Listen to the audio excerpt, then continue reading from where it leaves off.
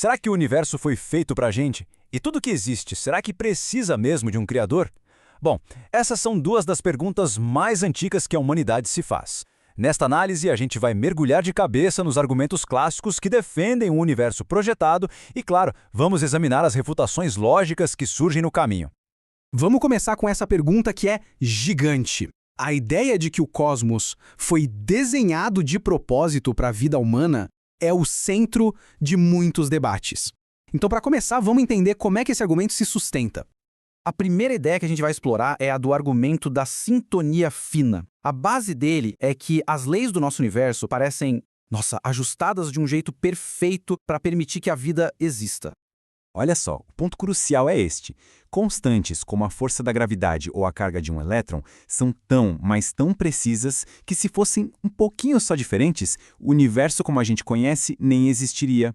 Sabe, as estrelas não se formariam, a química seria outra e a vida seria impossível. Então, a conclusão para quem defende essa ideia é inevitável. Alguém ajustou esses botões cósmicos com um propósito muito claro. À primeira vista parece um argumento bem forte, né? Mas e se ele estiver olhando para o problema de trás para frente? E se a lógica toda estiver invertida? Agora, vamos analisar o contra-argumento, que vira essa lógica de cabeça para baixo. A proposta é bem simples, na verdade. A vida se adaptou às condições do universo, e não o contrário. Essa analogia aqui ilustra a ideia perfeitamente. Ninguém diria que os pés foram projetados para caberem nas meias, né? É exatamente o oposto. As meias foram feitas para se ajustar aos pés que já existiam. E segundo essa visão, a vida funciona do mesmo jeitinho, se moldando às condições que o universo já oferecia. E essa outra analogia reforça ainda mais a ideia. Olhar para a vida na Terra e concluir que o universo foi feito para ela seria como achar uma única plantinha num deserto imenso e dizer que o deserto inteiro existe só por causa dela. A explicação mais provável é que de milhões de sementes, aquela ali simplesmente deu a sorte de cair no único lugarzinho onde podia florescer. E a escala do universo reforça isso. Quando a gente olha o quadro geral, o cosmos parece ser, na verdade, esmagadoramente hostil. A maior parte dele é vácuo gelado ou estrelas pegando fogo. Mesmo aqui na Terra, a vida surgiu nos oceanos para se proteger da radiação e a vida inteligente levou bilhões de anos para aparecer. Dificilmente um ambiente feito sob medida, né?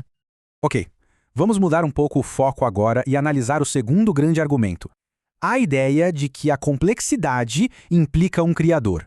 Esse é o famoso argumento do relojoeiro. Essa é a essência do argumento, e é muito intuitivo. Um objeto complexo e que funciona como um relógio não surge do nada, por acaso. Ele sugere a existência de um relojoeiro inteligente que o projetou. A lógica se desenrola mais ou menos em 3 passos. Primeiro, um relógio complexo precisa de um relojoeiro. Segundo, um ser humano, que é ainda mais complexo, precisa de um criador. E por fim, o universo, com toda a sua complexidade inimaginável, exigiria um criador supremo. Só que, por mais intuitiva que essa linha de raciocínio pareça ser, ela nos leva direto para um paradoxo. O próprio argumento acaba criando uma armadilha lógica. Vamos ver como. E aqui está a pergunta que desata o nó. Se a regra fundamental é que tudo que é complexo precisa de um criador, então essa regra tem que valer para tudo, sem exceção, certo? Isso é o que chamam de problema da regressão infinita. A própria lógica do argumento exige que o criador, sendo a coisa mais complexa de todas, também precise de um criador. E o criador do criador também, e assim por diante para sempre. A corrente nunca termina e a tal primeira causa se torna inalcançável. E tem mais um problema. Para projetar o universo, um criador precisaria usar a lógica. Mas se a lógica é uma ferramenta que o criador usou, então ela deve ter existido antes dele. Isso quer dizer que o criador não é a origem de tudo e a gente volta para aquela questão, o que veio primeiro. Diante desses paradoxos todos, qual é a alternativa lógica? Bom, a resposta talvez esteja num princípio bem simples. Escolher a explicação que exige o menor número de suposições. Vamos comparar os 2 pontos de partida. Na opção 1, a gente assume 2 coisas. Primeiro, que uma entidade sem causa, um Deus, sempre existiu. E segundo, que essa entidade criou o universo. Já na opção 2, a gente assume só uma coisa, que o universo existe sem uma causa. Logicamente, é um passo a menos. É a explicação mais simples.